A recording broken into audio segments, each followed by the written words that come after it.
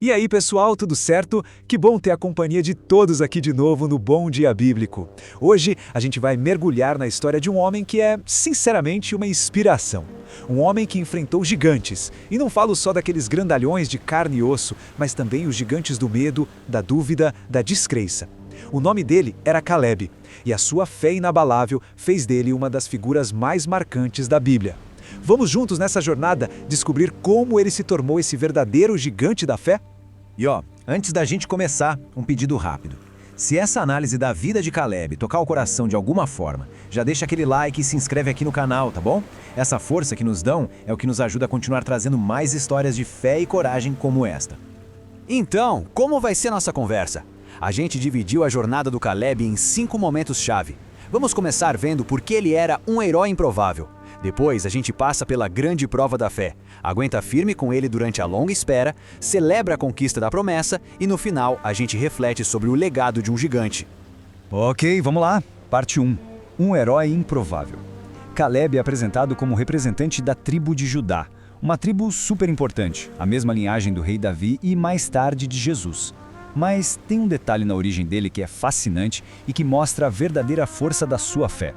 Olha que interessante. O pai de Caleb é chamado de o Quenezeu. E quem eram os Quenezeus? Eles não eram descendentes diretos de Israel, sabe? Era um clã cananeu que foi, digamos, adotado pela tribo de Judá. Isso torna a fé de Caleb algo ainda mais extraordinário. Ele não tinha o sangue israelita, mas a sua lealdade, a sua convicção, superava de muitos que eram. A fé dele não veio por herança, mas por uma escolha profunda, uma decisão do coração. E agora a gente chega no momento que define tudo, a prova da fé. Imagina a cena. O povo de Israel está ali, na fronteira da Terra Prometida. A liberdade está logo ali, na cara do gol.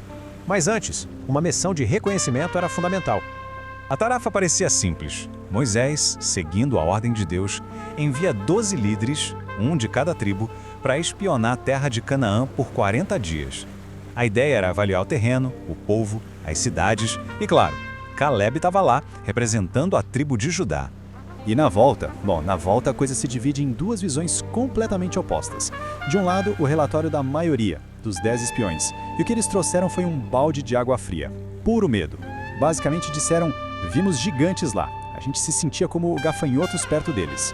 O foco deles, totalmente no problema. Mas aí vem Caleb e Josué. O relatório deles era de uma fé pura. A terra é boa demais. Com certeza vamos prevalecer contra eles. O foco aqui era outro, era na promessa de Deus. Que diferença? Enquanto o pânico começava a tomar conta do acampamento, Caleb se levanta. Ele faz o povo se calar e declara, com uma convicção que deve ter ecoado pelo deserto inteiro: subamos animosamente e possuamo-la em herança, porque certamente prevaleceremos contra ela. Uau! Que demonstração de fé contra uma maré de medo. Mas infelizmente, o povo escolheu ouvir o medo. E essa escolha teve uma consequência terrível. E é isso que nos leva à seção 3, a longa espera. A rebelião coletiva gerou uma sentença divina. Mas por que Caleb e Josué foram poupados? O próprio Deus explica. Ele diz sobre Caleb: porquanto nele houve outro espírito, e perseverou em seguir-me. Esse outro espírito era o diferencial. Não era um espírito de medo, de dúvida. Era um espírito de fé e perseverança inabaláveis. A punição foi duríssima. 40 anos.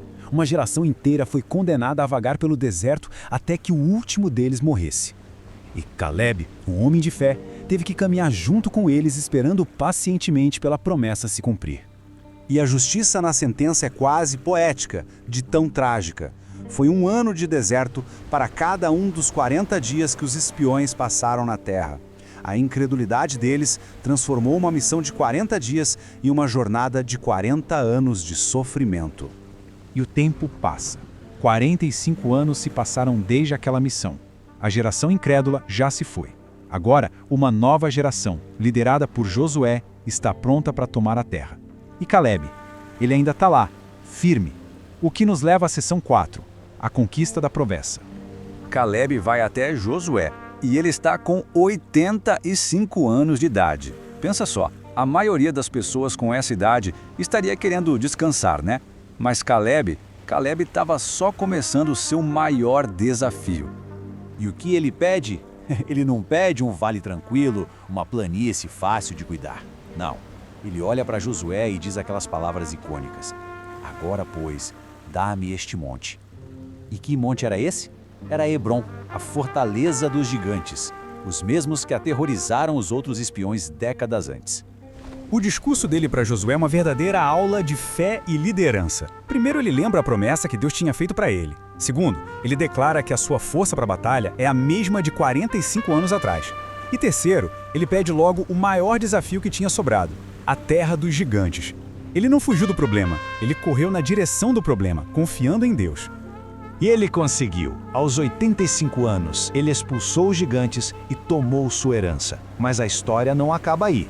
Vamos ver como a fé de Caleb continuou a impactar Israel. Chegamos na última parte, o legado de um gigante. O legado de Caleb não era só sobre conquistar terras, era sobre passar adiante um espírito de coragem. Ele oferece sua filha, Axa, em casamento para quem conquistasse uma cidade vizinha. Um parente dele, Otoniel, aceita o desafio, vence e se casa com Axa. E esse mesmo Otoniel, sabe, inspirado pelo exemplo de Caleb, se torna o primeiro juiz de Israel, liderando e salvando a nação. A fé de um único homem se tornou a salvação de muitos. Então, o que a gente pode aprender com essa história incrível? Primeiro, fé não é negar que os gigantes existem, mas é confiar que Deus é maior que eles. Segundo, a opinião da maioria nem sempre é correta.